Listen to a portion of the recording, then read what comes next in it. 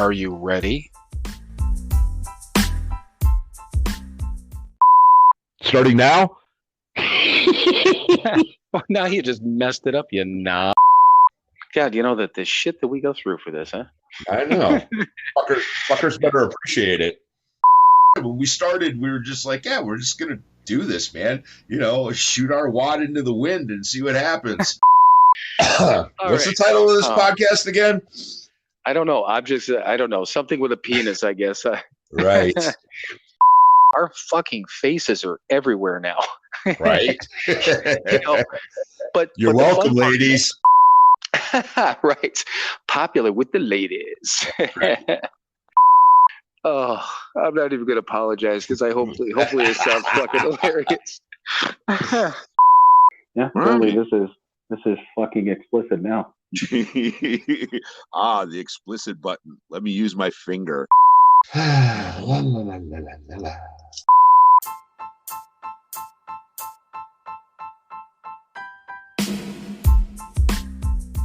It is time for another episode of Sober, Not Mature.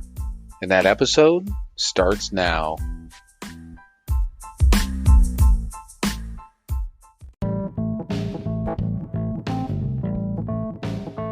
Hey everyone, it's your friends at Sober, Not Mature. Hi there. And, yes, it's both of your friends this time. Hi Mike, how are you? I'm well. How are you, Bill? I am doing well, but we do have a purpose. We actually usually talk about our one website, but we actually have two websites now. So two websites in one. All right, so everyone knows we still have the podcast website that is www.SoberNotMature.com. And we just launched the store website, so we also have that. Do you know what the website address is on that one, Mike? Of course I don't. It's pretty easy, Mike. It's www.SoberNotMatureShop.com.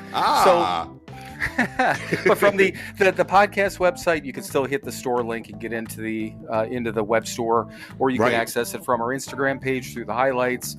We've been posting quite a bit about it, and we'll continue to do that. But do you know what's on the second website, Mike?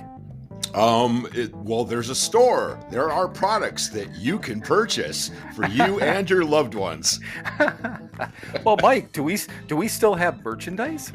We have merchandise. Well, we got T-shirts and coffee mugs and all kinds of crap. And one of the coolest parts, we also do have all the recovery books from Hazelden, which is kind of a big deal. That is a big deal. Yeah, at least for us. So all the books that we read, God Grant Me, 24 Hours, the Big Book, the 12 and 12, all of those books are available for sale on our website. And again, that store website is www.sober. Trying to help, man. I know you are. You're not helping, though. Okay, now I got to say www.SoberNotMatureShop.com. .com. Visit that today, or visit the podcast website, which is, again, the podcast website. So www.SoberNotMature.com. Did you just say sober but not mature? Yeah, sure. Write that down. Yeah, like fucking mush mouth or something. All right, everyone. You've suffered enough with this, and we'll get back to what we were talking about previously. So visit the websites, though. All right, everyone. Welcome once again to another episode of Sober, Not Mature.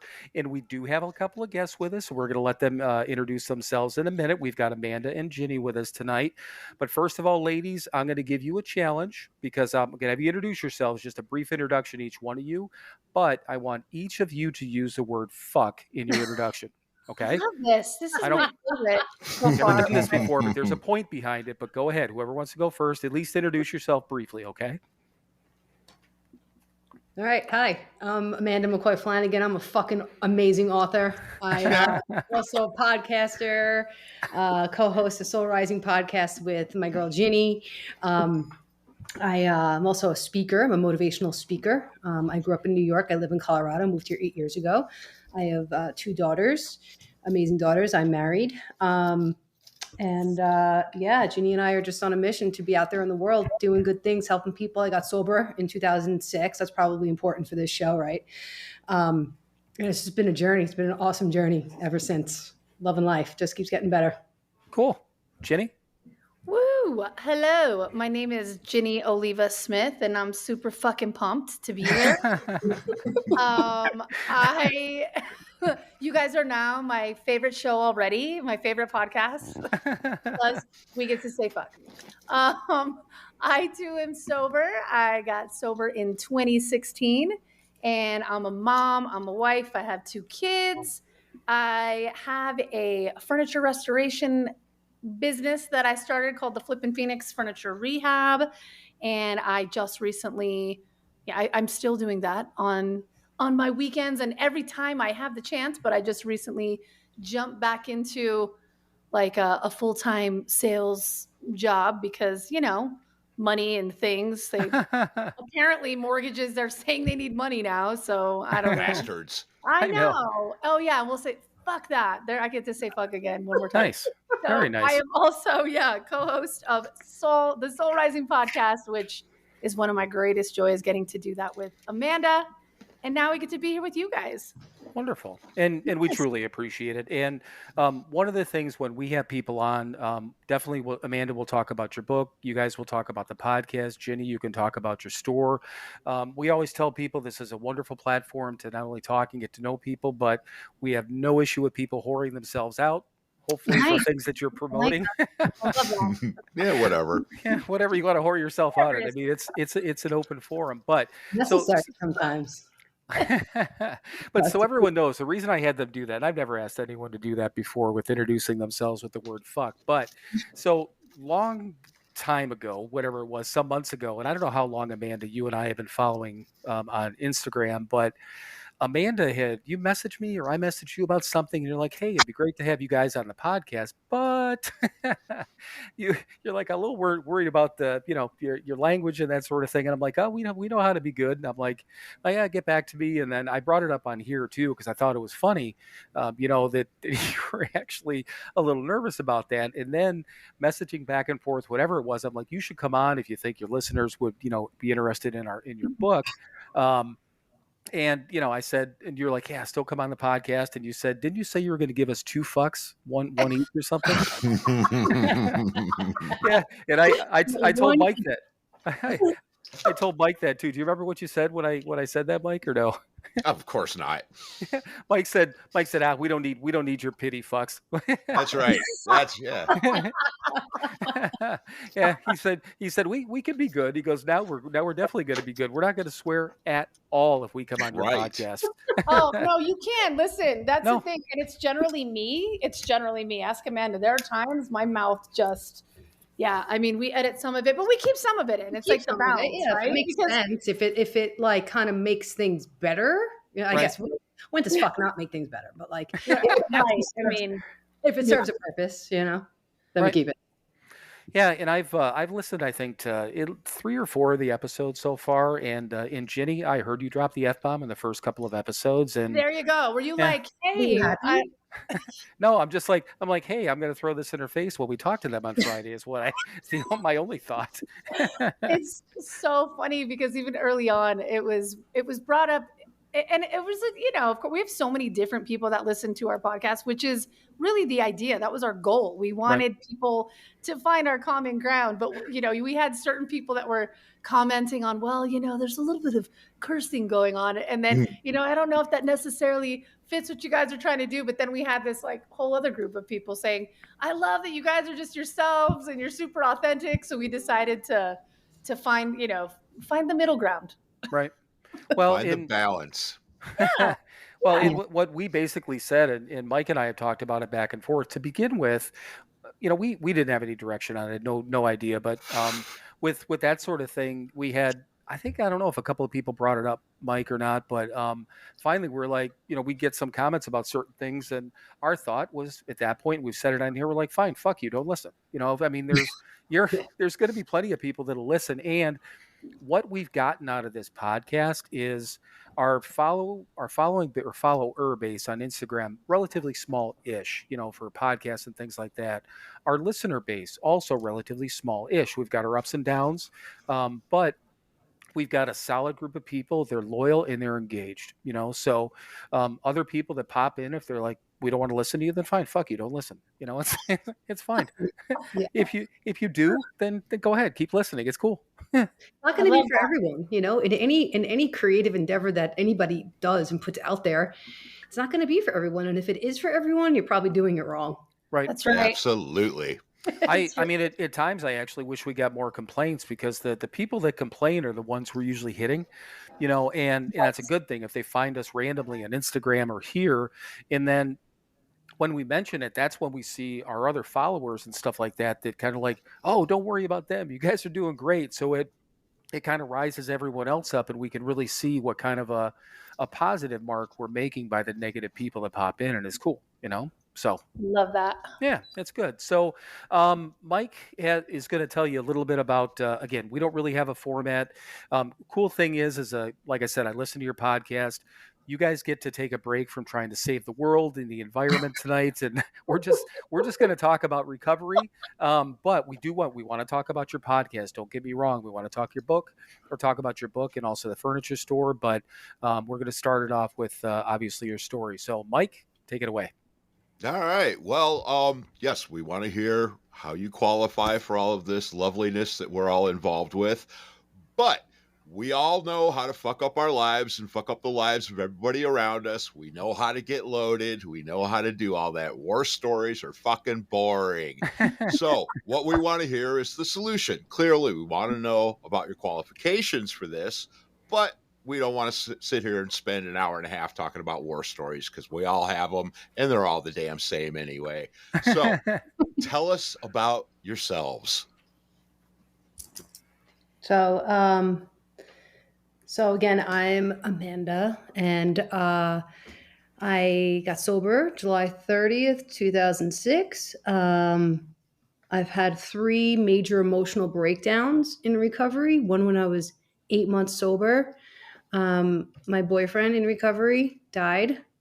He didn't wake up on Easter Sunday, which I thought was quite ironic. And that kind of took me to my knees. So I do 12-step recovery. I don't know what you guys do, but Yep. I do 12-step. And at that point, Yep. I was on my 8th step. And I said to my sponsor, which was interesting because her husband had died a couple of years before that. And I was like, well, what do I do? What do I do? You know, how do I not drink? And she's like, just keep going with your steps. Just like jump into your steps, like even harder. So that's what I did. I jumped into my steps. I just kept going. And then I started sponsoring people. And then life just kind of took off from there. I met my husband. We moved out to Colorado in 2015. I grew up in New York, the South Shore of Long Island, a town called Oceanside. Then we lived in a town called Long Beach for a while. We got hit with Hurricane Sandy in 2012, like super hard. And we decided it might be time to get off the coast. And, you know, he had just retired FDNY. He was did like 25 years as a transit police officer in the subways in the late 80s. And then he transferred to be a fireman. So he had retired, and it just seemed like a good idea. So we came out here in 2015. Took us a little time to get out here. And about a year after we moved here, I had my second emotional breakdown. And that one, you know, the way I kind of moved out of that one was service.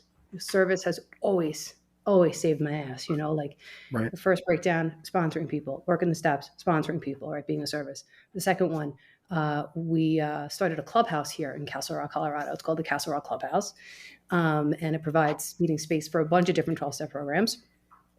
And I didn't know what else to do with myself. Like before I had that breakdown, I moved out here, and I was just like a total friggin' mess because I couldn't get connected. There wasn't a very large pool of people to like choose to like hang out with. And I just like couldn't imagine like my life out here. And I was just really missing my people. And it was just really hard for me to get connected. So when I heard that they were talking about, somebody mentioned a clubhouse, I was like, yeah.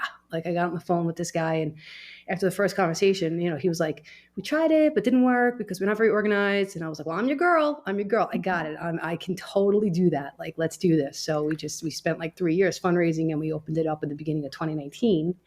Then in 2018, my brother overdosed and died from obviously this addiction overdose. Right. And that was where my third breakdown came in.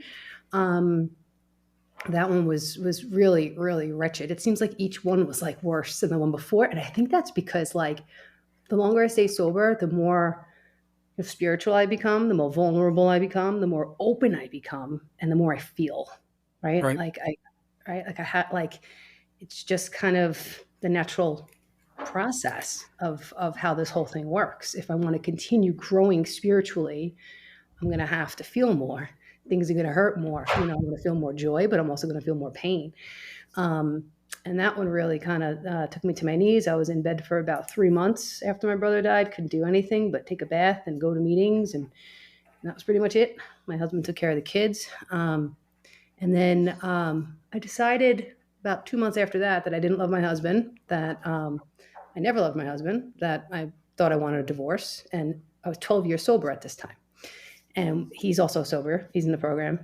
He has 10 years more than me. So he had 22 years sober at the time. And he was like, your brother just died. He goes, do you think maybe like your grief is playing a part in this? And I was like, maybe. So we go to counseling, really, because I just wanted to do the right thing by my kids and give them a chance. And I just kept peeling the layers in therapy. And then I did the steps around my marriage, specifically just around my marriage. I got really much deeper into meditation. I kind of just took it to like the next level. My relationship with my higher power just was like so much more strengthened. It was so much more personal. It went from somewhere out there to somewhere inside. And I really kind of met my true self through like that whole process. And I had no idea though, at 12 years sober, I was still such a mess. Like I was carrying these like false beliefs of what I believe is like generational family dysfunction, like these messages that were just kind of like passed down to me. And then compounded by some like various childhood trauma and stuff like that. And what I learned is that when my brother died, that I call it the great myth that everybody leaves and hurts me. That's the generational dysfunction. When Jeremy died, it became true. And then I had learned that what I did was I pushed my husband away because this is how fucked up I am. There's another fuck, guys. You should be proud. My brain told me, you're never going to feel that pain again like you did when your brother died. Jim's 12 years older than me. He, 9/11 first responder. He's chronically ill. He has respiratory illness. And he's going to die next. So we're just going to push him away now.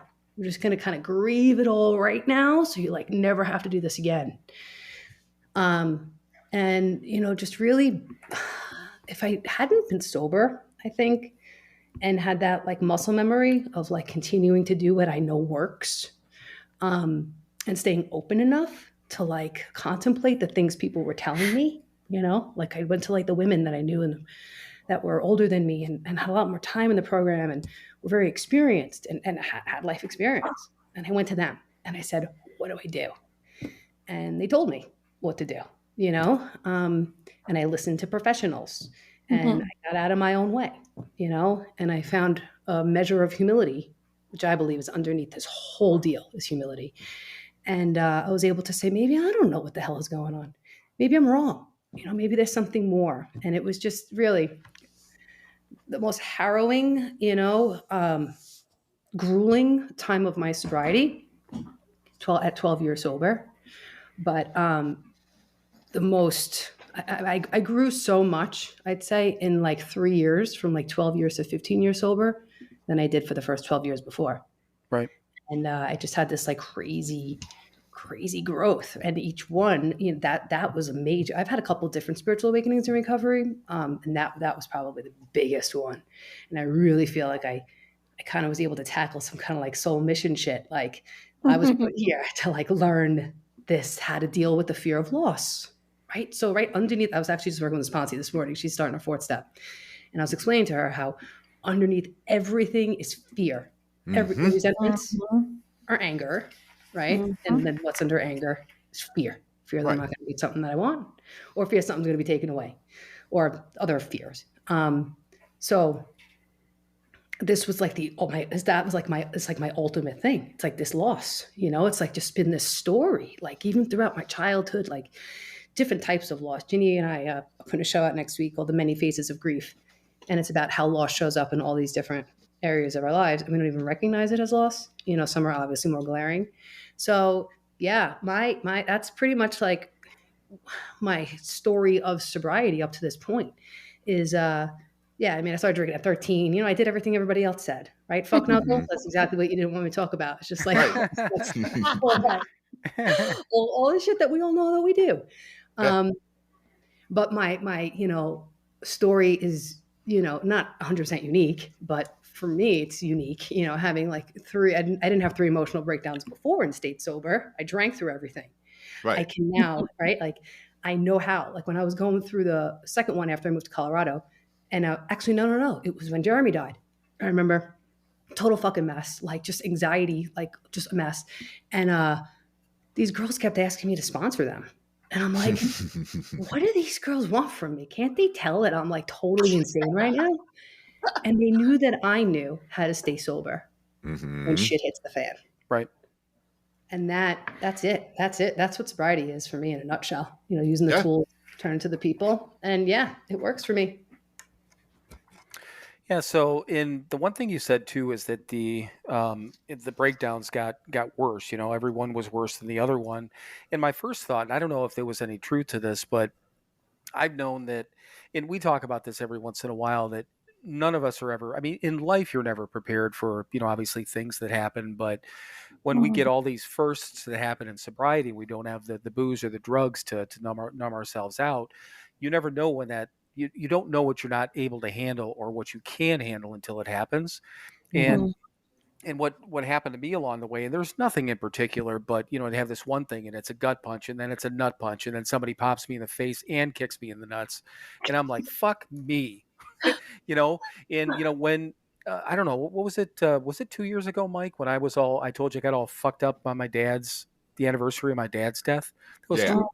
2 or 3 years ago. He died 30 days before I got sober. So I mean, at that point, would have been 13 years prior that he died. We're coming up on 14 years in April, and there was no reason for it. First of all, I almost forgot that it was coming up. It was like that Sunday.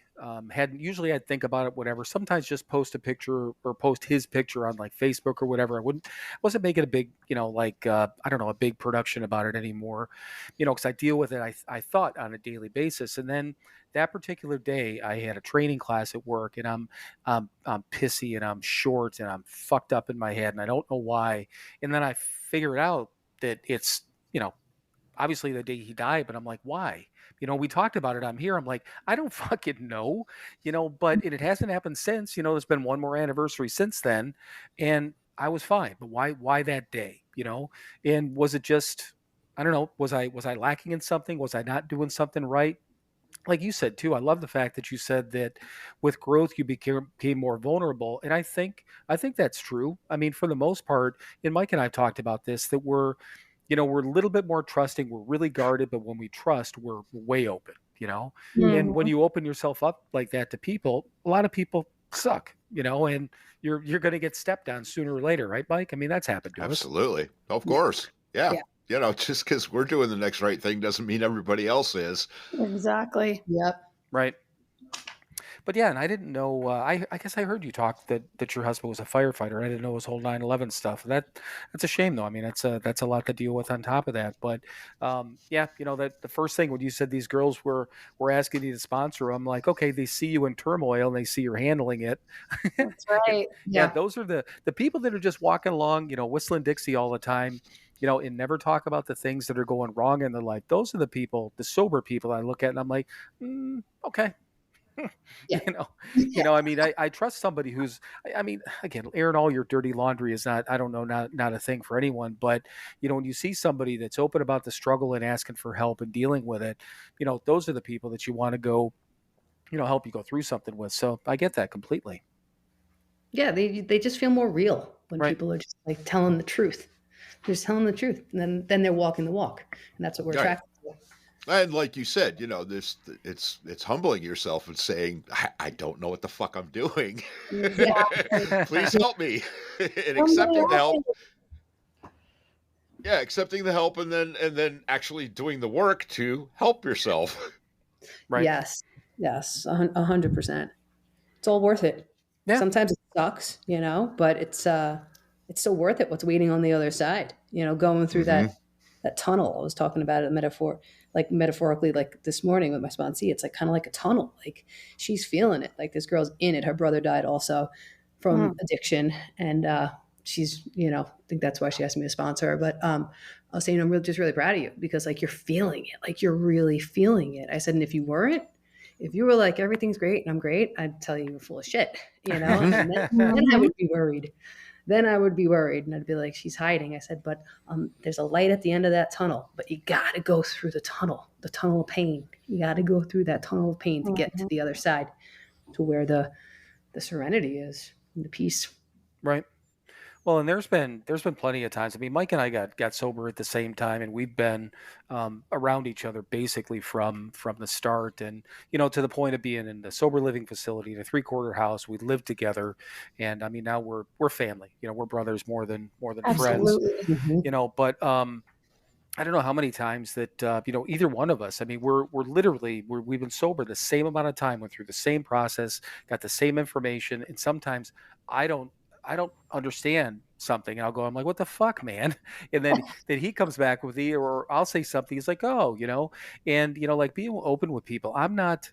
There's a very small. I've got a small group of people, and Mike does too. That Mhm. we feel really close to, Mhm. but in as far as normies, I mean it's my sister and my kids that I would basically talk deep conversations with, Mhm. and when it comes to sobriety, Mike's the first one I'd go to, but we got a whole group of people in Cleveland where we got sober that I would feel comfortable of telling any one of them anything, Mhm. but I don't have any other like normies in my life, or other all the friends I had like from high school and from years past. I'm not friends with those people anymore. They didn't do anything wrong. They're just Mhm. I'm over here. This is my life, and Mhm. that's yours. Cool. You do what you got to do over there, but it's just not my deal anymore. I mean, did you guys find that same thing as the longer you were sober? For sure.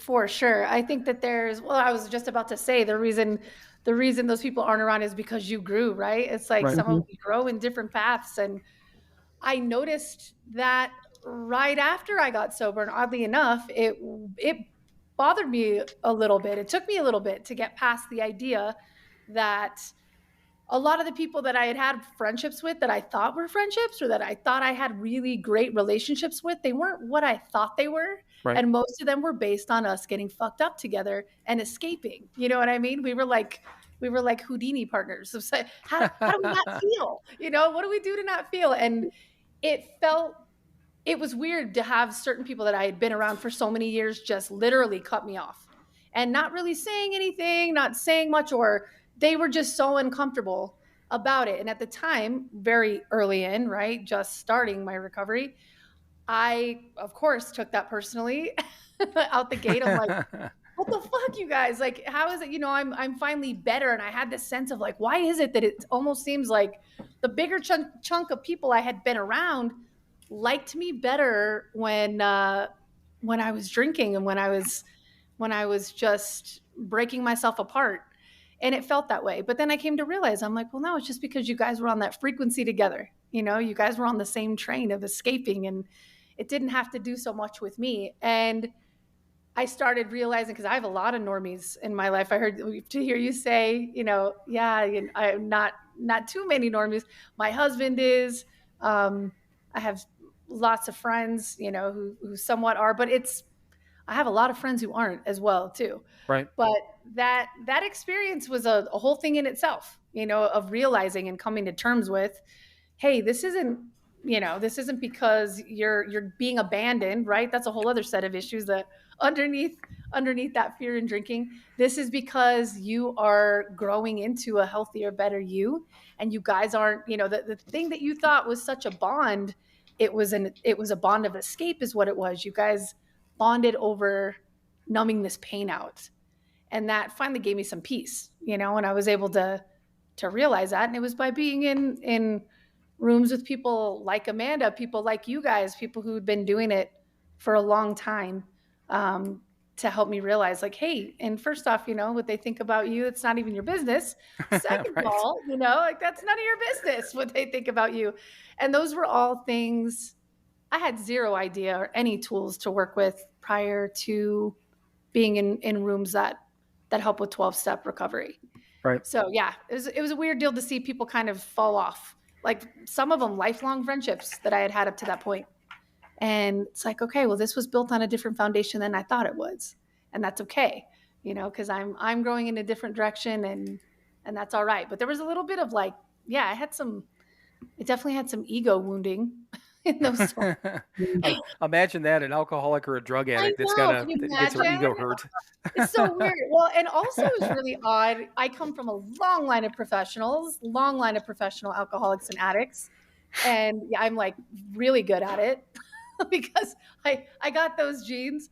But a really interesting thing that had happened too along the way, which I didn't expect and had to also, I still have to work through all the time, is that I had even family members that I don't think were super comfortable with me getting out from under this thing. Right. And they may not have Really? even. No, I can't imagine any family. Stop it. You don't, Amanda, I know you've never gone through that. I know No, you've never never. gone through that. Never. How So- about you guys? We have been really lucky. It's the and I'll say my side of the family, my biological side of the family, which Mike is now deeply part of.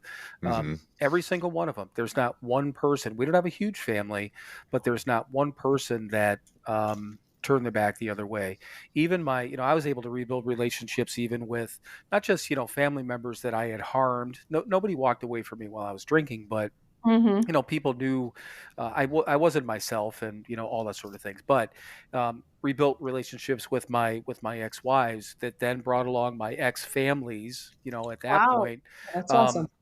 yeah, is I awesome. mean, running into going to events or something like that, or being invited to things where like ex-in-laws and their aunts and uncles and all these people, and I walk into these places and I'm just got it's like almost mentally have my fists up going, Jesus, where's the punch going to come from, because I wasn't a good human being. I wasn't abusive or anything like that physically, but I was mentally and verbally abusive to both of my exes.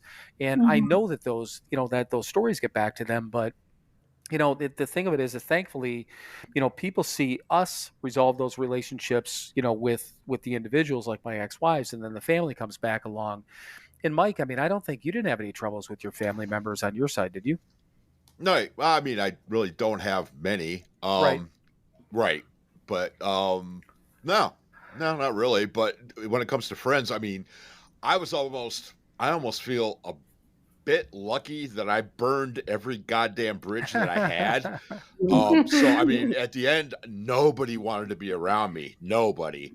And I had pretty much, I had done geographics, and so I wasn't around any. I was alone in a room doing my thing at the end. My daughter was on the other side of the door. We had moved in together. If you listen to my story, you'll know that. But she was the only one that had really dealt with me at the end, and she was just completely relieved that I went and did something about it, and still is. But yeah, as far as friends and stuff, I didn't have any.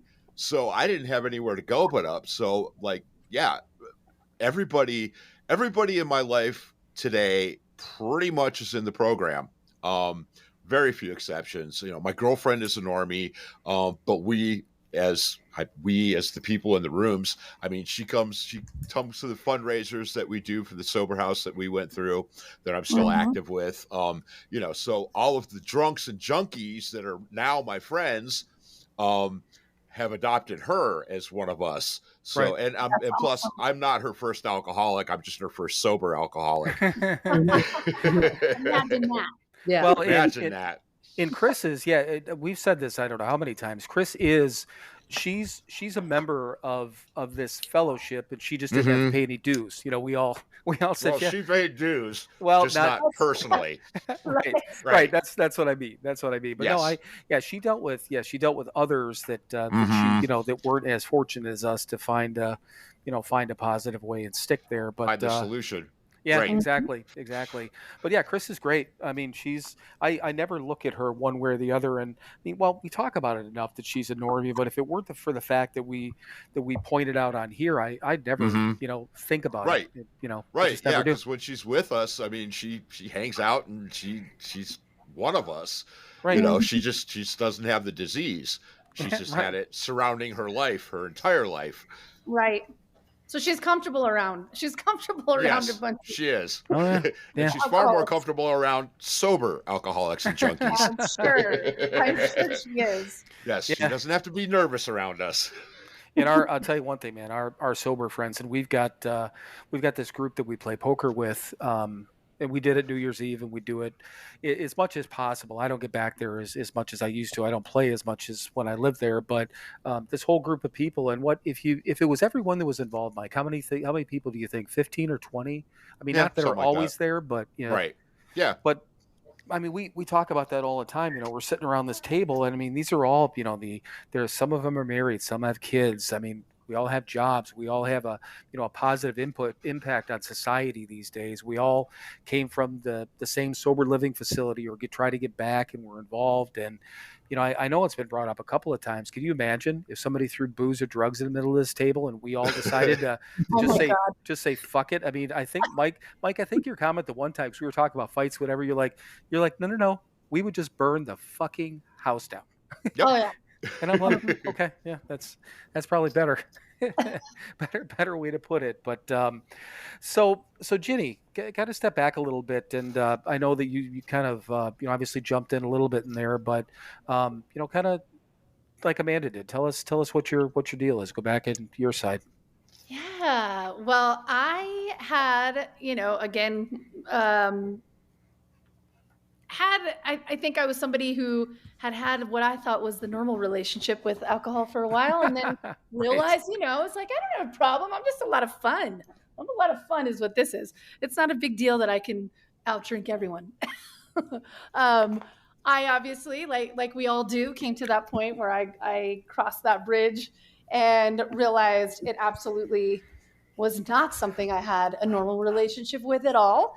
And it was something I had it wasn't a DUI or anything like that. It was just really pushing myself all the way to the point where I definitely knew I needed help. I, like many of us, it was my husband was sitting, standing by and watching and trying to figure out how to help me, and had no idea because, again, he's a normie. So kind of stepping back and not understanding at all where I was at with that. I was a mom at that time. I still am, but I just had my son 18 months prior to that, was going through like the postpartum stuff, which I had no idea, by the way. Like, I had no idea that that's what was going on.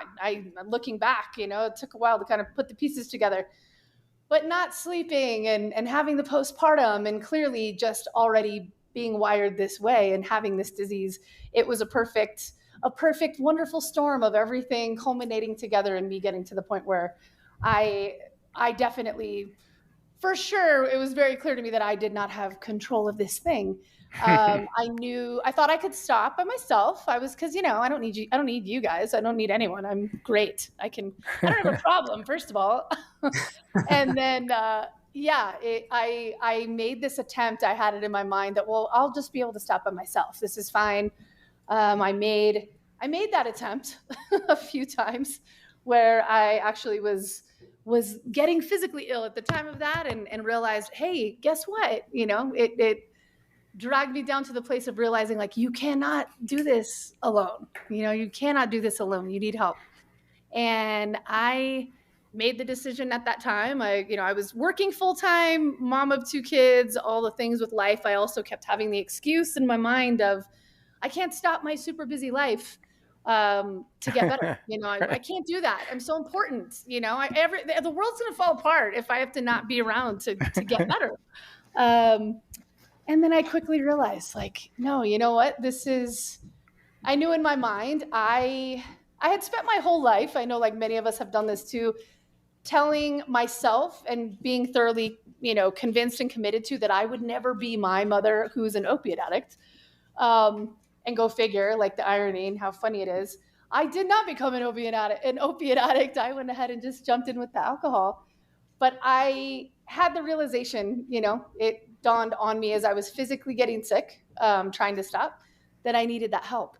And I'm so grateful for that now, because I went ahead and just made the decision that I knew I needed to be in-house somewhere. I needed to be just all the way in. So I went to rehab. I went to a 30-day program, which was the very first time I had ever been into any room of any type of 12-step program. It was part of what we did every day. And I didn't hear a fucking word anyone said for about the first 4 days. I sat in there and I was angry.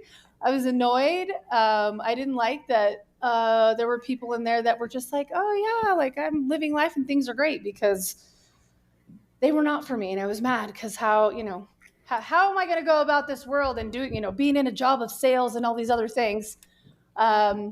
Just very, very, very much newly just wounded, right, in my mind. And suddenly about day 3 or 4, as we had to go to had to go meet with this group every day, when I started listening, I started hearing my story over and over.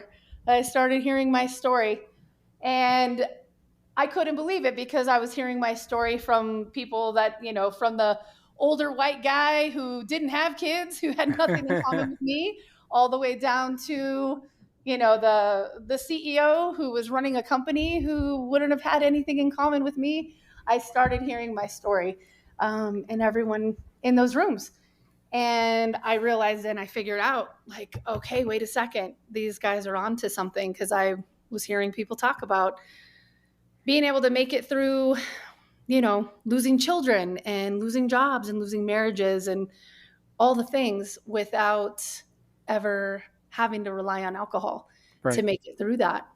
And that was where that started for me. And I had made the decision in that 30 days. I knew early in that, because we had the opportunity after the whole, the whole 7-day blackout where no phone calls and no seeing anyone, you could start scheduling time to see family. And I made the decision not to, because I knew that if I saw my kids, I would talk myself into every reason why I was going to be great, why I needed to leave and why I needed to get out of there.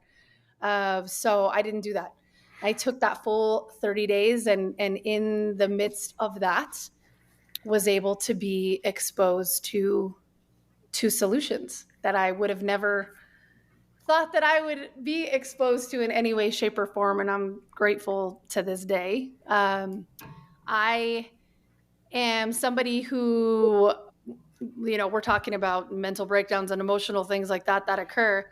I am someone who has become very aware even more recently, right? And I always heard it, and people would say, like, stay in the middle of the boat, stay with the winners, stay involved. And I was super, super strong in running just really, really working a strong program for my first 5 years. And it wasn't even one of those situations of like nothing. Well, I guess a few small things happened. I think COVID kind of gave me a few little loopholes where I have not been as strong and committed to my program as I know that I need to be. And I see it coming out at times in my emotional sidewaysness. I've managed to not have any alcohol in that period of time, but I'm also wise enough to know that it's not a place to be for long periods of time. Right. But just, being completely transparent about it, because I don't know, I feel like that's important too, to share with people who might be working a program. And sometimes progress, not perfection, where it's like, oh shoot, you fall off a little bit for a little while. But also in my mind, it's a constant like, hey, you should come back. Come over here with the winners. I go to meetings, but there's definitely not enough of them because I catch myself, and I have wonderful friends, more like family, like Amanda, and I'm surrounded by a lot of people who do work a 12-step program, and I'm so grateful for that because I know that it's not something that you want to do for too long, or you want to be, oh, I'm good, I'm great. You start getting all that, bullshit talk. I'm fine. Everything is awesome. And then, I go, I don't know, murder some people. No, just kidding. I'm just kidding, guys. I wouldn't do that. But, lose my shit a little bit on some things or find myself becoming resentful or find myself in a place where it's like, you forget for a minute, like, hey, you learned about these life on life's terms things, and you'll keep being reminded and remembered and supported if you get more consistent on being around the people who work it every day. So I owe, and I definitely believe that I have been able to not have a drink of alcohol based on the support and how well those miraculous programs work. But again, in that state of like progress, not perfection, I have not run like the most awesome stellar program my whole time. So I'm at that stage right now where I'm like, ooh, we need to do one of these, like start back at step one, run through those things again. Yeah. So that's my story, really. I've lost a lot of family members, lots of friends. I'm from New Mexico. That's where I'm from originally. And we seem to be riddled with it there, just all over the place. But we have lost very, very close family members. In 2020, we lost two. My sister-in-law's younger sister, who we were just a few years apart, and then one of our best friends were 60 days apart, and both to alcohol.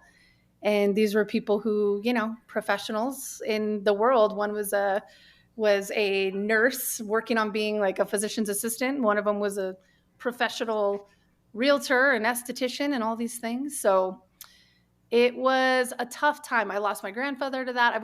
We've lost countless people to this disease. So it is something that has surrounded me for a long time. And it's, in a lot of places, it's almost normal. And I think a lot of friends and family that I have from New Mexico almost everyone I know has lost somebody to some form of addiction. Right. And, it's something I know for me. I am so grateful every day that I am not one of the people who lost their lives as of today for today.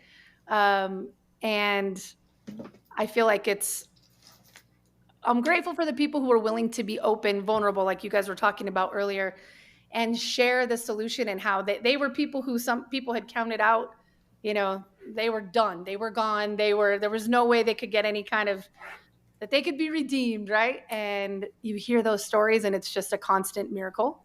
And I love the fact that some of the 12-step programs, they're an ongoing living thing in a way that they're, constantly going. You have this basic hardware and these solutions that are provided for you if you're willing to listen and if you're willing to do what people before you have had work for them. So I love 12-step programs. And as much as I've definitely want to work on mine being better and stronger, I'm grateful because I believe that those rooms saved my life for sure. Yeah, absolutely. And Mike and I, we're taught and grew up in this program and in the same thing. I don't think any one of our programs or our sobriety, is 100% perfect all the time. But if, like you said, willing, able, do the work, all the sort of things that, obviously that once we get that base and that foundation there, the rest is up to us. But yeah, we've got to keep coming back and taking a drink from that well every day, right, Mike?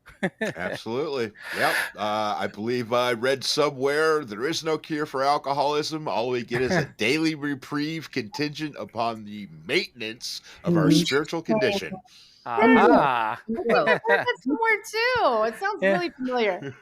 That's Throw the that's word Mike's growth in for maintenance because it really is not maintenance. It's growth. It's If gross. if we're always just maintaining our spiritual condition, like isn't there like I don't know, like a risk of, I don't know, maybe moving backwards? I mean, I want to be growing. I don't want to just be like coasting along. When I coast, that's when I get fucked up. That's Oh when yeah. I get like complacent. Like I'm just coasting and good. I'm maintaining. I Be- feel like the word growth needs to be thrown in the next version of the big book, which I hear they're making like a big book for dummies kind of thing. They're making Oh really? they're making it like it's called Simple English, actually. Not Sorry, I should 1932. have said that. It's written Well, to and the thing of it is that the maintenance part of it, I know what you mean about maintaining, and I don't think that's the way that word's meant. But I think maintenance in the sense of working, but I like the growth. I mean, we all have to be growing. And we talked about this a number of times. There was a piece of paper we were given. It was like almost like an old comic when we were at the sober living facility, maybe 30 days sober. It showed a person trying to walk up a down escalator. Okay. So every one of us has done it before. And if the escalator's going down and you're walking up and you stop, what happens? You go down, right? Yeah. Right. So it was the analogy that was given to us that it doesn't matter, where we are in our program. We always have to keep moving. We always have to keep walking, keep walking up. Because if we stop, it's not as though we maintain anything or even stay as is. We're always going to go backwards, So we have to work to maintain and obviously attain that additional growth and obviously keep going. But yeah, that's one of Mike's favorite sayings in the big book, right, Mike? Very true. It is.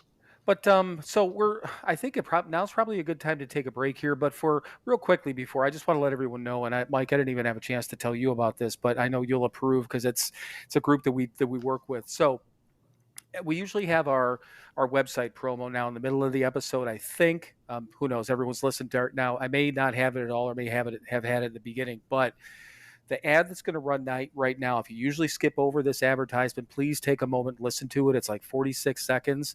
It's with the Sober Curator. They are affiliated or banding together with a group called Break Free, the Break Free Foundation. And it's a foundation that actually tries to help out folks like us get treatment and get resources and that sort of thing.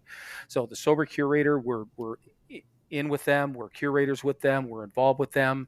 So you're going to hear Elise and then the other individual from the Break Free Foundation. So please, rather than skipping through this advertisement, please listen to it. Okay. So Mike, your turn. All right. Well, I think Bill took care of it. Listen to this message and we'll be right back. Hey, I'm Alexandra Nyman from the Break Free Foundation. And I'm Elise Bryson from the Sober Curator. Join us on February 12th at the Prince George Ballroom for Break Free at New York Fashion Week, an immersive experience that blends art, design, and fashion with advocacy.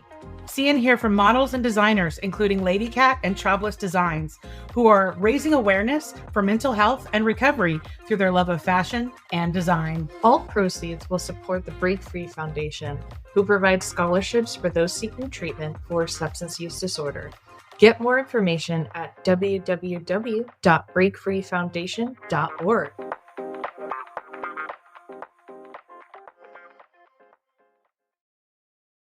All right, everyone, welcome back. And sorry, Mike, to steal your thunder on that, but Oh, absolutely, man. I had no clue, so I'm glad you did it. well, you know what's funny is that Elise had told me about it. She's like, "Hey, we're going to do this ad." She sent it out to everyone and had said that we're going to do this ad. And, if anyone wants to put it on there, I'm like, she was supposed to have it like a week or so ago, and I didn't get it, so I didn't bring it up to you. And literally, I got it like this afternoon, like late this afternoon.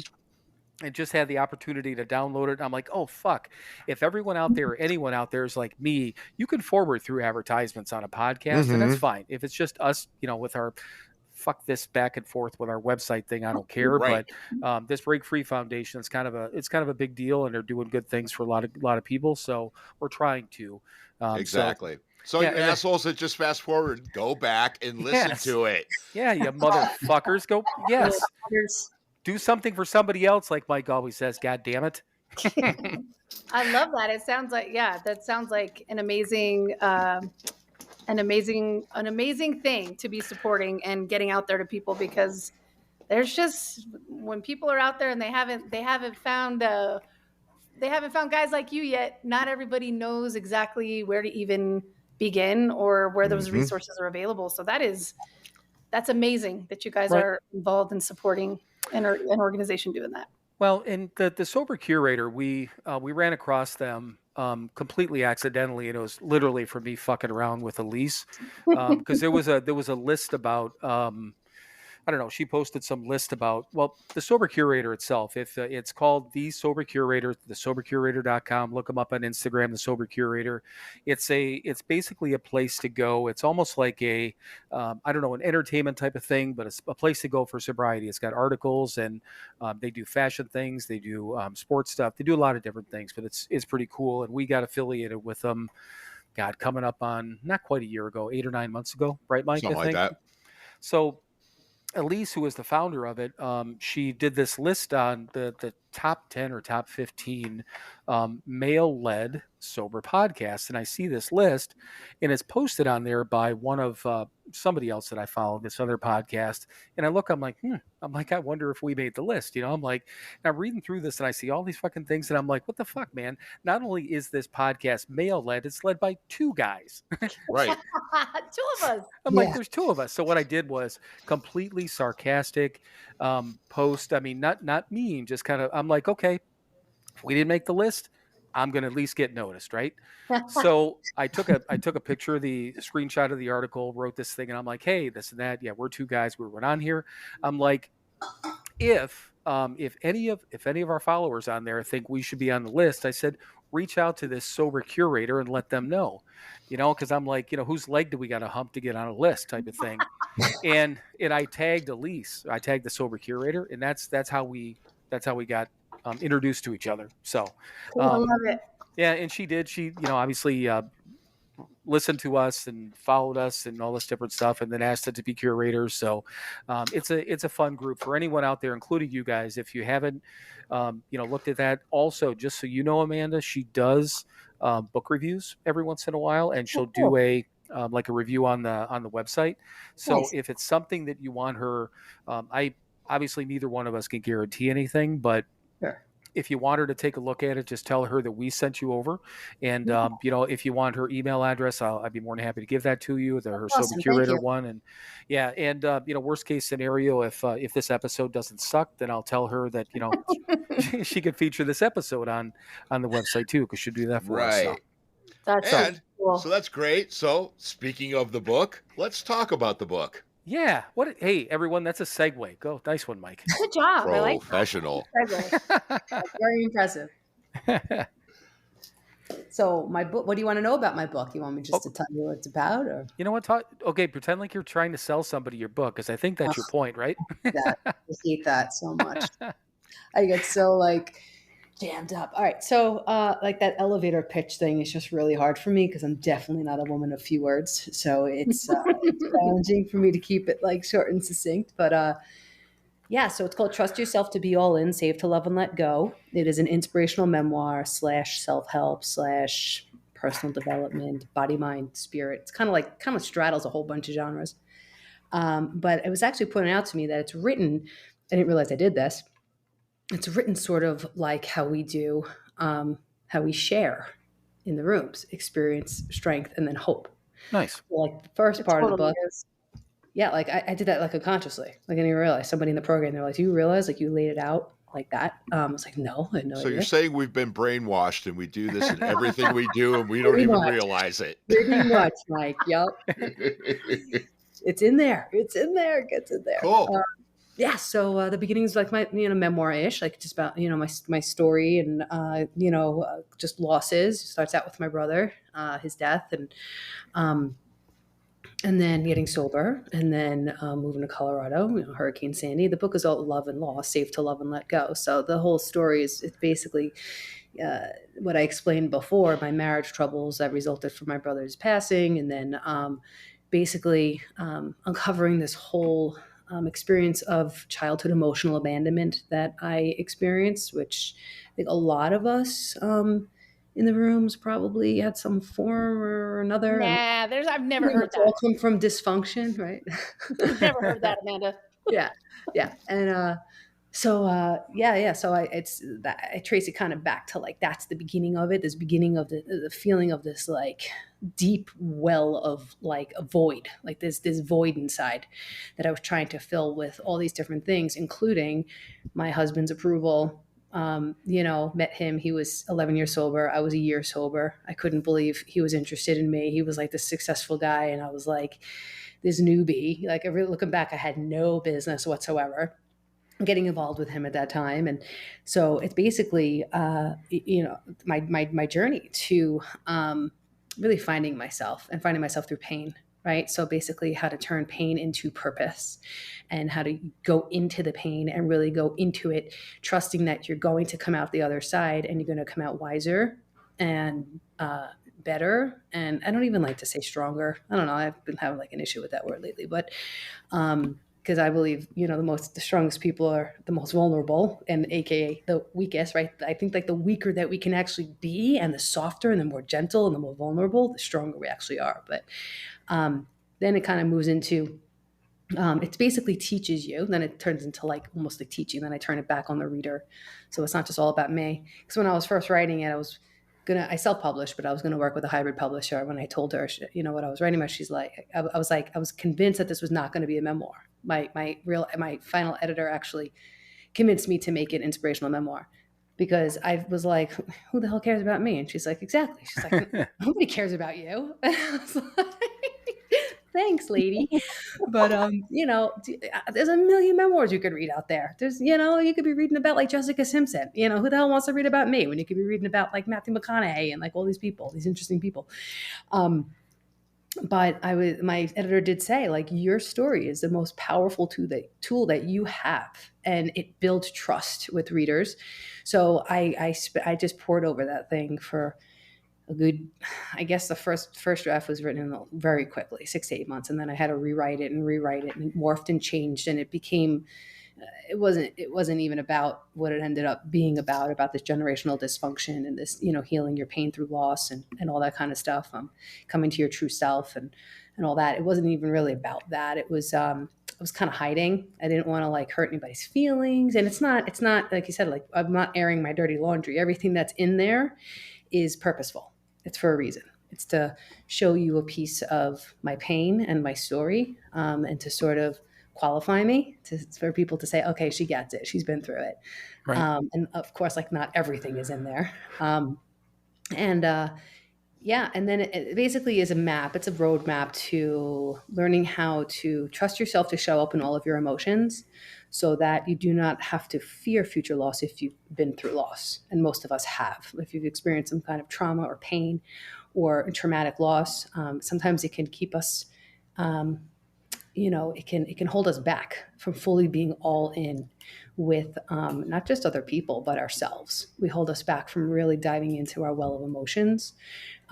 So it kind of teaches people how to go really in and go deeper and deeper. And then you surface. And then who you end up being at the end of that is somebody who can trust yourself to never self-abandon when the going gets tough. So you can be in situations where loss may be, loss is inevitable for all of us. Thank you. Right? Right. Some point or another. I mean, it's life. Like I've come to learn that like Mhm. loss is just as much a part of life as love. Right? We're all so gung-ho about love, love, love, love, but nobody ever wants to talk about loss. And loss is it's a duality of life. It's just, you can't have one without the other, but we're also afraid to feel it. So my book kind of inspires and motivates people to feel it and know that you're going to be okay. You're going to be okay. It's actually a gift. I think pain is a gift. I'm grateful for every traumatic experience I've ever had. I really am. And that might sound crazy, but I would not have sought the levels of healing that I have if I wasn't in such tremendous pain. So maybe I would have, healed in some way during this life. But if I didn't, the lower that I went, the higher I bounced back, kind of. Right. Right. So it was all worth it. So, yeah. So that's pretty much what it's about, and just kind of like shifting the narrative in your mind, breaking those chains of those narratives, the deeply ingrained stories that are passed down through generations and families that like so many of us don't even know we're carrying. I had no idea I was carrying that story. I call it the great myth. That's my story. The great myth is that everybody leaves me, everybody hurts me. I think it's for a lot of us, right? There's a lot of us Right. that have in common. Well, it's about unlearning the bullshit. That's right. About Right. unlearning bullshit. I had told Amanda one of the things I loved about her book so much is that I obviously I know her and I had a vague idea of what it was going to be about and her life, but exactly how much it made clear for me how much self-abandoning I had probably done in my life, and that it was possible for me to show up for myself. Like I knew that had been like laid in there, Amanda, but it's one of the things that when you guys, if you haven't read the book yet, you definitely should go pick it up. But it was a thing that impacted me the most because in my mind, I'm like, oh, we're gonna be able to deal with people leaving us or people abandoning us or things happening in our lives where we're experiencing loss. And actually, for me, it just rang super true of like, oh, wait a second, I have also abandoned myself, and I can also get to a point of healing that. So Yeah, and thanks it's for sharing totally. that, Amanda. Thank in your you, book. Ginny. Thank you for always pushing my book and that you read it, and I appreciate it. Well, and that's and we will have and we do because obviously people are listening to it. And this episode is going to be out as they're listening to it. But same description I had in like the promotions I was doing. I've got all of your website link in there, your Instagram link. Same thing with you, Ginny. I've got a link to your furniture store in there too. So people take a Awesome. look at that. You can go on to Amanda's website or either one of their Instagram pages, and obviously see all the different things they're doing. But and Mike and I talk about this thing all the time as far as that we and it took a while. I don't remember for me or I don't know if you remember, Mike, when we figured it out that all this shit, all these quote unquote bad things that we went through, to get us to this point of sobriety, they've now become tools to teach other people, right, Mike? Yeah. Oh, absolutely. Yeah. All that worthless shit that we did has worth now because we can use it to help somebody else get through their shit, which is all the same shit. All of our shit is the same shit. It really Yes, is. it is manifested in just different ways, but it's all the same shit. Yep. Yeah. Yep. Yeah, and then And teaching people how to like experience this like emotional freedom. Like you guys sound like you're really free. Like that's what like this program and what like just the growth has given me is this emotional freedom to not have to feel like. Yeah, I think fearlessness is another myth. I don't know. I mean, I don't walk around like in fear. Like I'm not like hiding in my house, But Right. I think it serves a purpose. It kind of shows me, my anxiety or my fear, or whatever, shows me what I have to look at, and what I got to grow, and what's still there, what crumbs are still there that kind of need to be cleaned up. And like Ginny said, the self-abandonment thing, like that's really what it comes down to is like my husband now compliments me. Like, yes, of course I'd be devastated if he when, I mean, I could always go first, of course, but like, reasonably, he's 12 years older than me. He's sick, that kind of stuff. Like most likely he will go first. I know that I'll hit the floor for a while. Don't get me wrong. Sure. This isn't like you're going to be great. You're going to be awesome. You can get through it all. You got this. No, it's like you're going to hit the floor. You're going to need to hit the floor, but you're going to get back up because you always get back up because you have a proven track record of always getting back up. And you're going to be even better for it afterward. So, it's just about trusting yourself to be all in. well, and when from the death side of things, we've had family death. Even I mean, since Mike's been around, we've had a number of people on. And again, I'll say my side of the family, but they're all family members on his side now too. But my dad died 30 days before I got sober. No coping skills, still drinking. I was a literally fucking mess, And then my stepdad died when I was a year and 2 months sober, and I leaned on people like Mike and all the people in the program. And Mike had called me when I was down at our mom's house at that point. And he's like, so, what are you doing? How are things going? And, literally said to me, and I think these words, right, get your ass up here and go to a meeting, you know. Yep.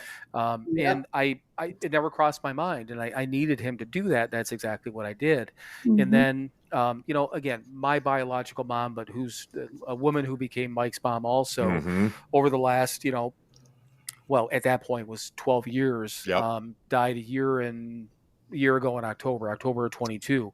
You know, so, and we did an episode on it, and we did an episode that week, and we talked about it, and we talked through all that stuff. And it was doing this thing and having that opportunity to have, for Mike and I to have that conversation openly with ourselves, and also for other people, was cool. But, and again, it doesn't, she was sick. I mean, we knew it was coming and all those different things, but still it was, you know, it was a loss that we got through. But, you know, I don't want to say they got easier, but I knew how to deal with the shit, you know. And you learn how to deal with these items as they happen to you. And that's like when you were talking about before with the, I thankfully, and I'll knock on whatever wood there is, I haven't had a full mental or nervous breakdown, anything like that. I've been extremely, what I feel like, lost and frazzled to the point where, I mean, I can't imagine, you know, going through a breakdown. But every piece of, I don't know, these challenges, you know, all this shit that keeps getting thrown at us, life on life's terms. Somebody already mentioned that, you know. When our mom died, Mike, you're the one that said that. You're like, fuck, man, this is life on life's terms, right? Mm-hmm. Yeah, this is it, man. You know, this is it. It happens, and it's going to happen, and it will continue to happen, and it's what we do with it. You know, are we going to crawl into our own asses, or are we going to continue to do what we're told to do, taught to do, which is continue to help other people? It's the best way to fucking get through anything is, you know, get out of your own head, go deal with somebody else's problems, and all of a sudden your problems don't seem quite so big. And quite frankly, and you know, I mean, the root of our troubles is selfishness and self-centeredness. I'm still selfish. I'm still self-centered. The best way to not be that way is to go help somebody else. That's right. That's right. Yeah, and it's I don't know. It's, you know, the thing of it is, and I know it was mentioned, you know, before, but you know, people that seem to just be, sobriety is it's a wonderful gift, and in all these things that we dealt with, you know, like we said, are tools, and they're give us the ability to help other people, but this whole thing here, this for us, in the step back, Ginny, when you were talking about, you know, you kind of feeling like your program was either fading or having a lull in it or that sort of thing. I had the same thing, you know, going into the pandemic. You know, it was cool. Everyone shifted, and it was online meetings, it was Zoom meetings, and those started to fall off. And that's when I started listening to sober podcasts. And then Mike and I talked about it. Then we started doing this. This thing that we're doing right now, only started for one reason, and one reason only. Mike and I, two buddies, two brothers, whatever you want to call it, getting together on a Friday night and shooting the shit and talking about recovery. That was it. That was the point of this podcast. And for me at that point, I know, I was feeling, you know, this filled a huge void, and it still does, you know. And I mean, this is a meeting. I don't go to a lot of meetings anymore. Mike goes to, you know, to one a week. I barely go to any meetings unless I'm out in Ohio. I went to one today, and I'm traveling, and I love doing that, you know. But this is a huge part of my program. I look forward to Friday nights. I look forward to talking about this. Every once in a while we're like, God damn, you know, it's like, well, we just said that, didn't we? We're like, oh well, fucking stories out now. So, but again, I mean, none of this stuff. I mean, it's not like it's going out live. If we ever talked about something where we're like, fuck, we probably shouldn't have, or whatever it was, we could always go back and cut it out. But, you know, we haven't had to yet, thankfully, you know, so there's been some sense to our minds and our mouths, right, Mike? Sure. I knew I was going to get about that answer. Sure. That's amazing. It's huge.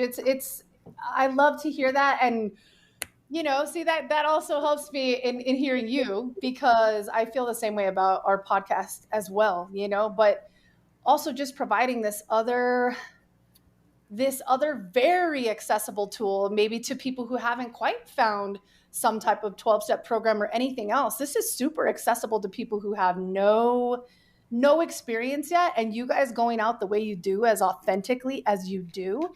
I don't know about you guys, but I know for me, it took listening to other alcoholics who I knew had, you know, were real alcoholics, for me almost to have the trust You know, like it's like people, there's a lot of people who can sit there and say, you know, you need to just quit or you need to just stop or it's all mind over matter. And it's like, no, it took some alcoholics that I knew legitimately had been alcoholics and their stories definitely proved that to me, right? That, and then sharing them authentically. That was the thing. There wasn't any other type of human being in the world that would have been able to get through to me. So the fact that you guys are doing this and providing that for somebody out there who may be listening, you know, or even new listeners or people who say, hey, I've been grappling with this thing and maybe not even ready to walk into some type of 12-step situation. You guys doing what you're doing, like you said, this is almost like a meeting. It's a live meeting every time you guys do this. So Right. that's amazing. Great. Well, and that's the thing too that I've had I don't know how many times, it's just whatever you go through. I go to people in the program to talk to, and especially if it's a recovery issue, but even a life issue. I go to people that are that are in recovery, and we had a family member die 10 plus years ago, and it was a tragic death, and really threw our mom off, and she wanted to do this whole group family, counseling and stuff like that. And I said, no offense, mom, but I'm like, by all means, you go do that. Do your grief counseling, do what you got to do, because I know you need that. I said, I've got my grief counseling group and I'm going to go talk to them, and that's what I did. I don't know, a couple of weeks after it happened, I'd led a meeting, and that was one of the first things I brought up. Talked to Mike, I talked to other people, I talked to my sponsor. I talked to all these different people about that because, it's different than I can talk to my sister about that stuff, but so we can talk about that on a family level. But I got this other thing over here that I'm like, well, I'm a raging fucking alcoholic too, and I don't need to drink over this, and I need to figure out how to process this shit so it doesn't sneak up on me, Right. I need another drunk to show me how to get through this because, right. I am different. We're bodily and mentally different than our fellows. We need each other with our perspective and how this shit works. Otherwise, we can't work it out because we can't go talk to a normie because they don't understand us. We don't understand them. I don't 100%. understand how somebody can have half a glass of wine and say I'm done. It would be like a cancer patient going to somebody who got into a car accident and say, how do I heal? Right. Like you just can't, there's just something that goes on with one alcoholic talking to another, regardless if it's getting sober or if it's processing grief or it's, going through a divorce, whatever the hell it is that's going on in life. We process life. Life. We're just on like a different wavelength, not a better wavelength, not a higher. We just have and not a lower. Lens, not a lower. Exactly. It's just different. It's just a different lens that we see life through, that we get with each other, that we're not ever going to get a similar lens from somebody else. It just doesn't happen. It just doesn't work. Yeah. We need each other, man.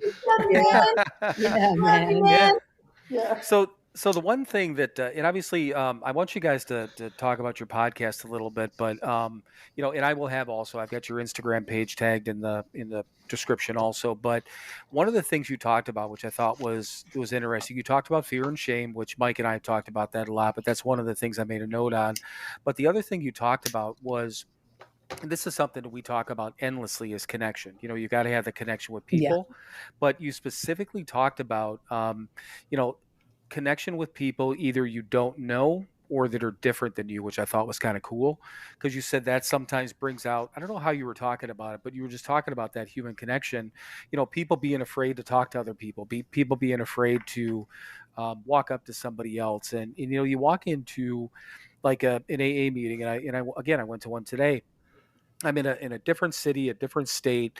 There was people there from all levels, somebody from, 30 or maybe 21 days sober up to probably 25 years or 40 years sober. This one guy was talking. Some people look like me, some didn't. Some people were young, some people were older than me. But the group like that, when you walk into a 12-step meeting, that happens without even thinking about it. That's why I thought that was so interesting when you guys were talking about it, because you walk into a grocery store or something like that. You don't just walk up to, it's one thing. You walk by somebody, give them the head nod, guys give the head bob type of thing. Hey, what's up? It's the sup look, you're just like, hey, what's up with you? Yeah. But, it just there's this comfort level when you walk into a room because you don't give a flying fuck where those people came from. No. They're all there for the same reason, and you're not going to surprise anyone, shock anyone. You've got somebody to talk to if you choose to, and they're going to be on the same wavelength, which I thought was pretty cool. But so I wanted to mention those couple of things. I've only listened to a few episodes, like I said, but also, yeah, talk about the podcast. It's Soul Rising, SOL, though, correct? Mm-hmm. Yes. Yeah, I just want to point out one thing that you just said, Bill. Yeah, like we walk into the room and we're all kind of, equalized. Everything is like level. Nobody's better than anybody, all that kind of stuff. And we all just get each other. But I was also thinking recently about how I probably am so open to the people in those meetings because I need them to survive. Oh, God, yeah. I need you guys for my life to survive. I don't need the cashier at the supermarket for me to survive, right? So Right. I'm going to be nicer to you guys. I'm going to be more interested in your lives. It's a selfish program, right? That's what they Yep. call it, a selfish program for selfish people.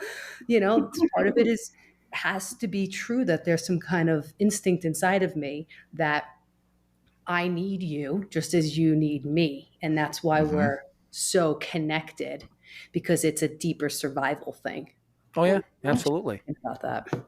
But yeah, Ginny, you want to talk about the show? I've been talking a lot. Yeah, you have, Amanda. Stop. Shut up. Shut up. Get it? Motor No. mouth. They used to call me Motor Mouth when I was a kid. The thing about our show, and exactly with what you guys are talking about, Amanda has said this before. I think many of us have said this before, that the way that first off, it's like the great, those rooms are the great equalizer, right? Everybody's equal in there. And like you guys are saying, it still always blows my mind that it never matters where you go in the country, probably in the world. If you walk into one of those rooms, we all, like, time and time and again, we have the same stories and the same scenario. And Amanda and I talk a lot about, like, wow, it's too bad the rest of the world doesn't have a 12-step program, right? Oh, yeah. And they should teach this shit in kindergarten. I've heard, Amanda has said that, and I agree.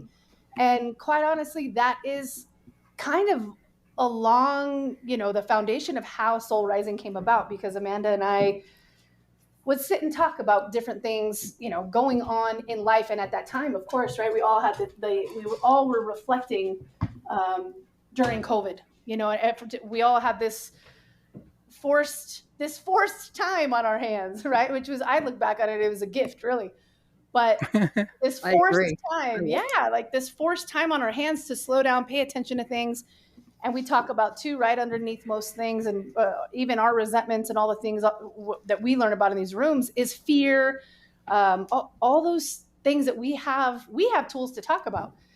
And Amanda and I would have these conversations, how we were witnessing around us so much fear, and people in so much an ego, fear, all the things. I've never watched the, human beings like so quickly draw a line in the sand, and it didn't matter who it was. I don't care if it's your family. What? You're not vaccinated? Like, you're not welcome at my house, or you got vaccinated, you can't come to Christmas. There was crazy shit happening.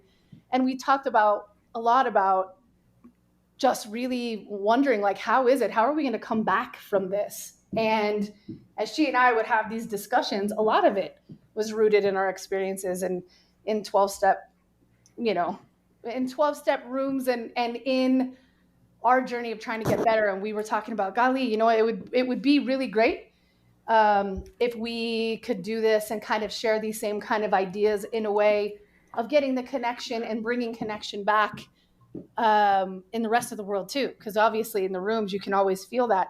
We were just talking about how helpful that would be if we could start at least talking about and sharing, so human beings could start connecting with one another again, because that connection was just, severed, right? We didn't even have connection with the outside world, so it was very easy to lose connection with each other. Right. And that really started a lot of saying, you know what? I had been screwing around one night on Anchor. I had that app, and it was during COVID. And I was like, how hard is it to do this podcasting nonsense? What's going on? And I had pulled up the music and done a little trailer, and I was like, wait a second, this is not as difficult as I thought it would be. And I was just rambling on and doing these things. I was like, that's it. Yeah, I want to do a podcast for sure. And one of the many times Amanda and I would connect, and whether it was over coffee or over we were at, not Mad Greens. Where were we, Amanda? Vitality Bowls. Yes, I always forgot. It was the first time I had been there, and I was with Amanda. And we were just having these discussions, and I told her, "Hey, check this out. Take a listen. I did this last night on my living room floor." She's like, "What is this?" I'm like, "I don't know. It's a podcasting app. I'm just talking shit." I'm like, "My husband's asleep." It was hilarious. Yeah. And what Amanda at the time was pretty. I think you were already in the middle of writing your book, right? At the time. Yeah. She was knee deep in it, and not too long later, it was a few months later, she was saying, "Hey, you threw that out there about wanting to do a podcast. Like, you serious about that? Would you want to do a podcast with me, kind of based around the things that were in her book and the things that she was feeling very strongly about at that time, and clearly the things that we were able to connect about, to try to get it out there for the rest of the world too, right? Because we are fortunate. We know where to go when we're all fucked up. We know there's rooms and people who can help us out and help us through those things and make sense of things when we're at our most insane. And you hear people say it all the time, like, "I'm a grateful alcoholic." I really am, because just like you guys said, you know who to go to, and you know where to go, who to talk to, and how they're going to be able to give you some tools. So we had hoped to start something that would be accessible to, everyone else as well out there, to try to talk and have these discussions about all the disconnection, that we were having in the world, about loss, about love, about how they all intermingle, and how we were at a point where that disconnection was just so prevalent in all of our faces. And that is how Soul Rising came to be. We try And to you guys are available on like all the same platforms as we are: Spotify, Apple, all that sort of YouTube. stuff. We And just started YouTube now as well. video. oh, okay, yeah. And we've done a little bit. I've been posting not all of them, but some of our audio. We did a live stream a few weeks ago, which that is what it is. We may try it again. Mike was not a huge fan with the video, and I Nope. wasn't a fan of how the syncing of it. Just so you know, Mike. Hey, everyone, this is a sideline programming note. I'd like to try it just audio only next time, Mike. But just because I want to load these things up on YouTube anyhow, and it's just the thing of it is, in any opportunity we have, we're, like I said before, we're small, we grow incrementally, and we're not really losing things except for Instagram reach, but that's a whole nother story. That's nothing we're doing wrong, but like you said, that these days, like when we got sober, and I know Amanda, I mean, back when you got sober, there weren't all these things. So you got to think that the difference, like Ginny, when you got sober in 2016 versus like us in 2010, and Amanda, you were 2006. In that 10 to 7 to whatever year period in there, this whole, I mean, technology grows anyhow, but these resources that people have, and people do turn to podcasts, so it's amazing. Yeah. It really is. And even with our show, where it's not so much about, we don't focus it specifically on sobriety, like you guys do. However, it's in there, it's weaved in. And just in that period of time since we've been out there, I've had at least 3 people that have reached out from happening to hear our podcast and said, how did you guys do this? How did your friend Amanda get sober? How did you get sober? Right. And that's amazing to me too, right? Because it's still reaching those people who don't know where to start at all. And that is something I'm just beyond grateful for, because and some of these people might have been someone I went to high school with, or friends or family, but who have just flat out reached out and said, "Hey, I listened to you guys, and the fact that you were so honest and vulnerable about the things that have gone on in your lives, it made me realize that I am not some piece of shit that's alone in this. That there's other people." And one of the gals, she's going to meetings now. So it's like, that's the hope, I think. I know, at least for me, that anybody who may not, because people still, even with all the technology and everything else, right? There's a lot of times we still just can't get past the idea of admitting we need help. So sometimes when we can hear someone else talk about you know, how they got to that point, even just by listening. And maybe not in a, I know people who have this idea, well, I'm not going to listen to this because it's, you know, sober people are just better than everyone else. And it's like, that's not true. You know, it's not true at all. And sometimes they just need a little bit of that, like breaking of the ice of hearing someone else talk about it.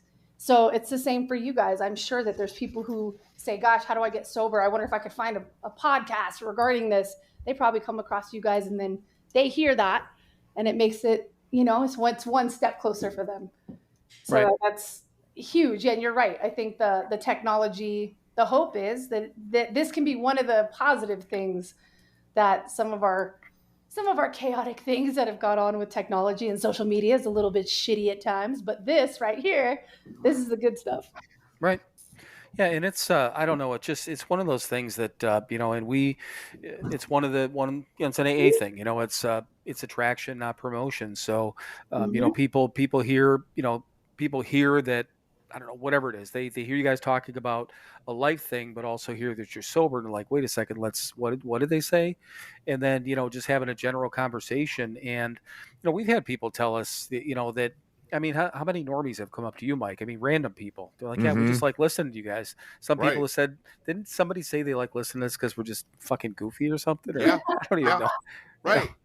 Yeah, exactly. Well, you know, we're yes, we're people that have been through some shit, and we came out the other end, and we're kind of happy, and we're, you know, trying to make our little corner of the world a better place, and that's good shit, man. That's you know, despite all of it, you know, whether you're a drunk or not, or you're a junkie or not, or you're miserable or not, or you've been hurt or whatever. Look, man, there's stuff you can do to work on yourself, and you come out the other end and you're reasonably happy, and more importantly, you have that peace and that serenity that we're promised, and we get it, and that's all I care about. I mean, I'm happy I have a house and a car and a job and a couple of bucks in the bank and whatever. That's all great, but I lay my head down at night, and like Joe used to say, the Cowboys and Indians aren't up there fighting each other anymore, and that's fucking all I care about.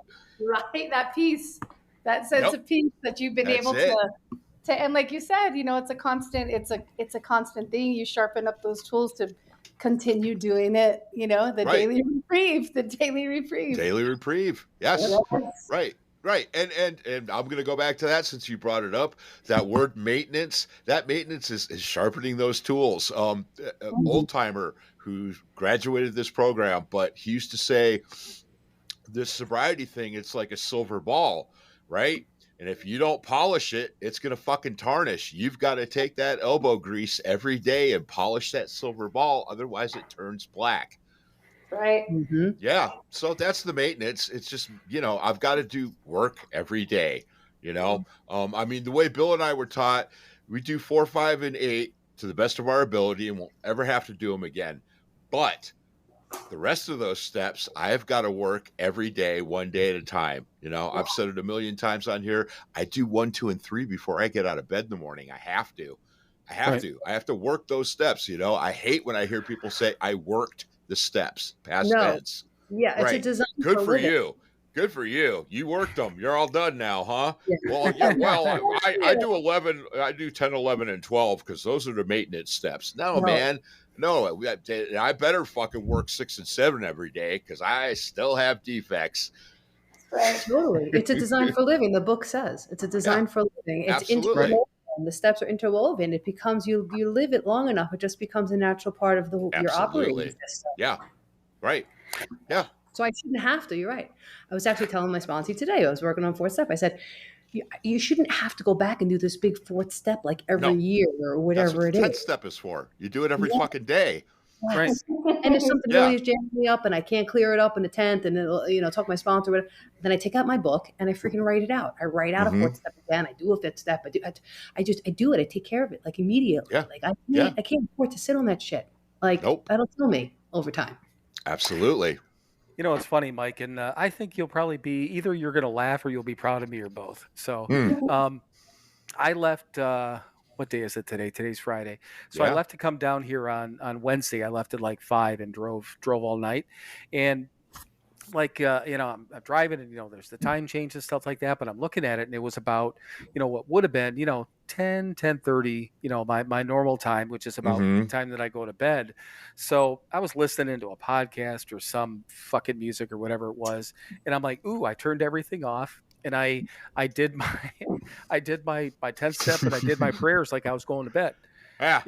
because I'm not going to go to sleep until Mm-hmm. God knows when, so I did that. And then when I got down here, figure same type of thing. It was, like by the time I thought about it on the way down here, I'm like, well, as soon as I get down and I get settled and whatever, so I knew I wasn't going to be able to check in here right away. I did my morning readings at, like, again, 8 o'clock or whatever it would have been, like Yeah. my normal time on Thursday. But yeah, I was sitting in a fucking Lowe's parking lot. I'm doing my readings. I'm doing my prayers, and I hadn't gone to bed yet, and I hadn't Right. hadn't woken up, but Mm-hmm. I'm like, fuck it, man. I'm like, this is the time that I would normally do this. And Right. I'm like, well, no, I've never had that situation before where, Sure. I mean, where I just didn't go to bed. I mean, Wow. since I was sober, and I'm like, fuck it, man. And that's Mike and I talk about this all the time because it's so important. We were taught this basic routine when we first got sober. It's Mm-hmm. readings in the morning, it's prayers, and then at night we just do a thing. Mine's a little bit longer than what Mike's is, but I mean we do basically the same readings from recovery books and that sort of thing. And that's part of our daily maintenance every day, and as part of our routine. And neither one of us could even imagine, Mm. starting our day or ending our day not doing that, no matter what we're doing, Right. where we are, who we're with. We always do it. Yep. But the same thing with the steps too. We we've been very open. Actually, starting with Mike's story, that was like episode 3 on this, where he talked a lot about. You talked about the big book. You talked more about the steps, and it just neither one of us really knew which direction this was going to be. We knew we didn't Mm. want it to be. This is not an AA meeting. It's not a Nope. sanctioned meeting. We don't represent AA. Nope. We don't speak for Alcoholics Anonymous, but we do talk about the fact that we are members of. We're practicing members of. We utilize this. We utilize the steps. And then the same thing we thought is like, however people want to take that, if people want to listen to us or don't, fuck them. That's what we're going to talk about, because that's Mm-hmm. what not only saved our lives, but continues, to save our lives every day. But, we didn't want to get to the point of, and I'll say we make fun of it a little bit. There's a lot of these sobriety podcasts that do all these disclosures. This is not medical advice. We're not an AA program. We're not Good. representing this. We're not representing that. And then Mike and I are sitting there. We're like, does anyone think? I mean, can't you fucking figure it out? I mean, Right. we're not. This Yeah. this I this am is not a that. doctor.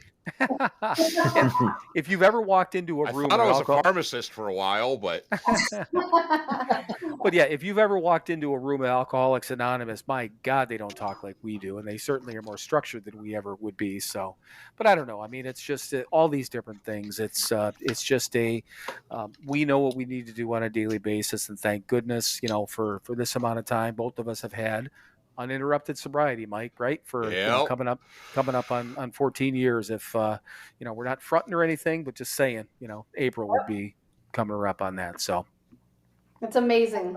Congratulations. And it's you're 2 more walking miracles of the many that I get to share their stories. So it's always a good thing when you get to hear I'm people. not a fucking miracle. I'm a drunk and a junkie that did the work. But you're alive. You're alive. I did the work. Yeah, and I knew I was waiting. Continue to do the work. I am not a fucking miracle. Okay, wait, fuck that miracle thing I said, you piece of shit. Good job doing the work. Not a piece of shit anymore either. Yeah, but I was waiting for that because I knew it was coming. But that's the thing that, and Mike and I we were taught to think very black and white with stuff like that. We talked about that word miracle. That's why I knew it was coming. Uh-huh. And then because I would hear it on all these podcasts, and this was months and months ago. And it's like it's a miracle that that we're alive. But the reason we're alive, if you really break it down, there's nothing magical about it. There's nothing miraculous about it. We were given a program of action, as they say in the book, and every single day we make the choice to do that work. And if I stop doing that work tomorrow, it's not going to be long. Then not only am I not going to be a miracle, I'm going to be a dead, past miracle. Yep. So, The miracle, I see the miracle as the fact that you're willing to do the work. My brother, Yeah. who's dead, could not do it. So he was not a miracle. He's dead. But us sitting here in this room, we're able to, on this Riverside room, we were able to do that work. That willingness is the miracle. That not Willingness. everybody yeah, has. that's the It's thing. willing to do the work. Yeah, Exactly. that's Exactly. Willingness is the key. not that Right. someone's that you're silver, but that you actually did it. Mhm. Right. Right. Yeah.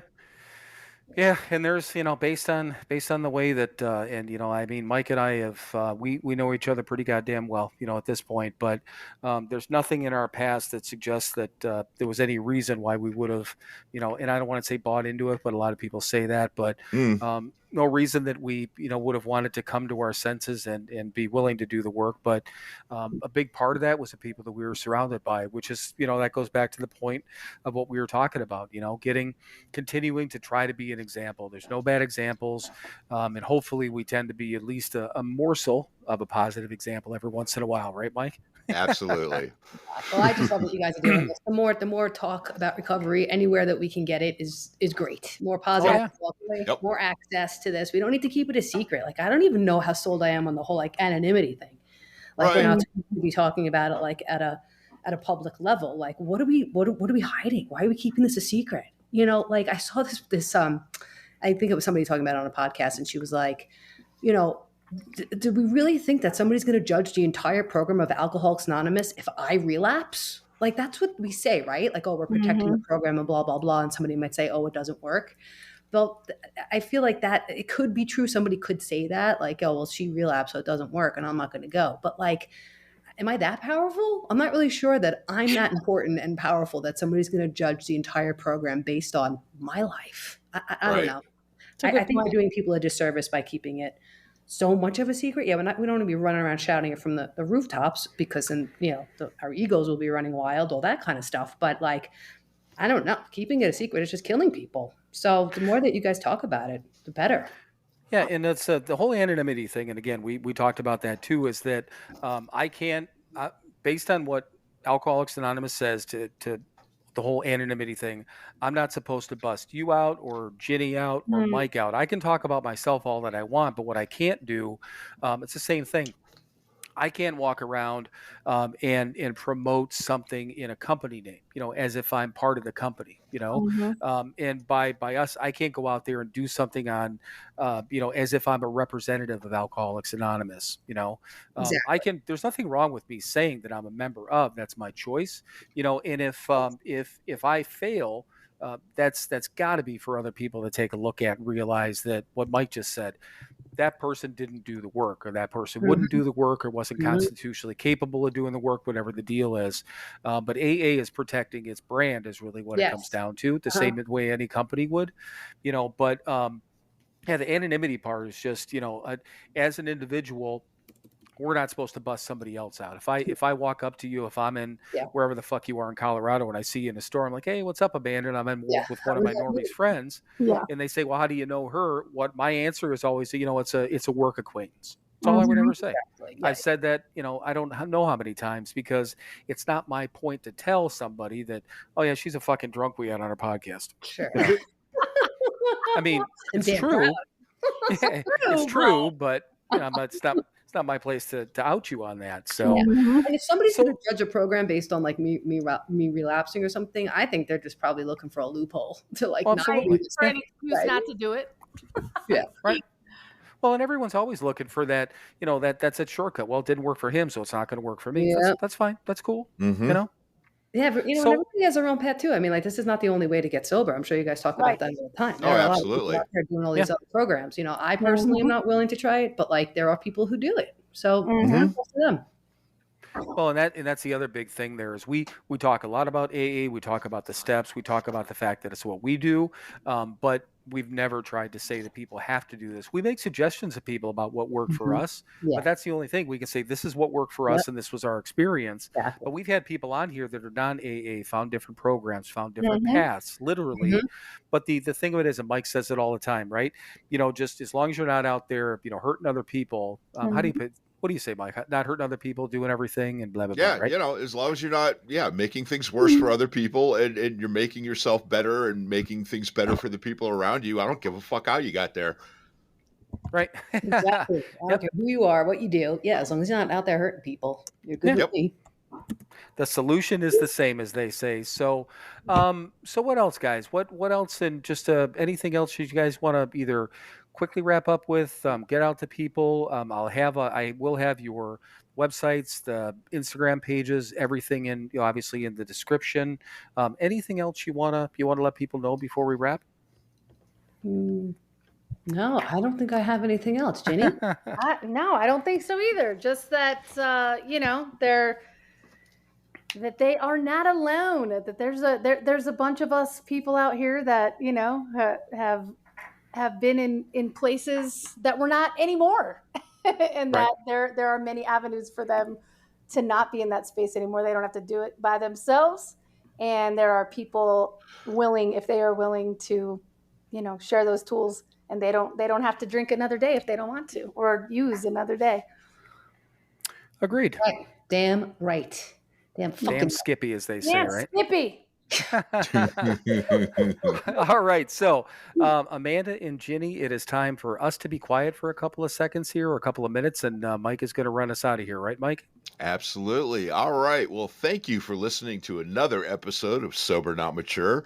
Thank you, Ginny and Amanda, for being lovely guests tonight. We really appreciate you being with us. And as always, kids, go out there, do something nice for somebody else this week. Be kind to each other, be good to each other, and don't tell anybody that you did something nice for somebody else. Just do it. And now it's that time, kids. It is time for you to fuck off. Then keep fucking off. Keep fucking off till you get to a gate with a sign on it saying you cannot fuck off past here. Climb over that gate, dream the impossible dream, and keep fucking off forever. That is both of our favorite parts of the episode. Mike, once again, because he knows we're done, and Yep. me, because it makes me laugh every time, and It tickles Bill. It does. It's I don't know. It's just like like the planet Uranus. I can't say Uranus without laughing either. So it's the same damn thing. Here is Mike. Now it's Mike. Uranus. No, it is Uranus. It's Uranus. It is Uranus. Little Teachers- graders are too immature. They can't. No, teachers in school, even as far back as when I was in high school, used to say Uranus, and I'm like, that's fucking Uranus. So in other words, Mike, you are as funny as Uranus. How's that? Absolutely. I resemble that remark. I know you do. I had to mute myself because I was laughing out loud.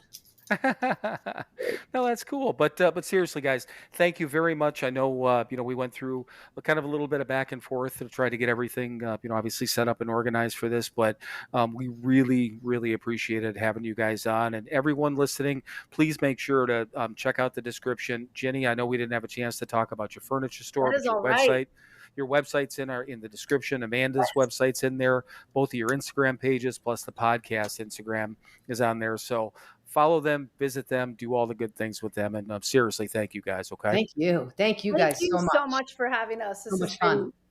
been a ton of fun. Well, good. All right, Mike. I love you, brother. And I love you too. We'll all talk soon. All right. We shall. All right. Bye. Have a good one. Bye. And now it is time for you to fuck off. Then keep fucking off. Keep fucking off until you get to a gate with a sign on it saying you cannot fuck off past here. Climb over that gate, dream the impossible dream, and keep fucking off forever.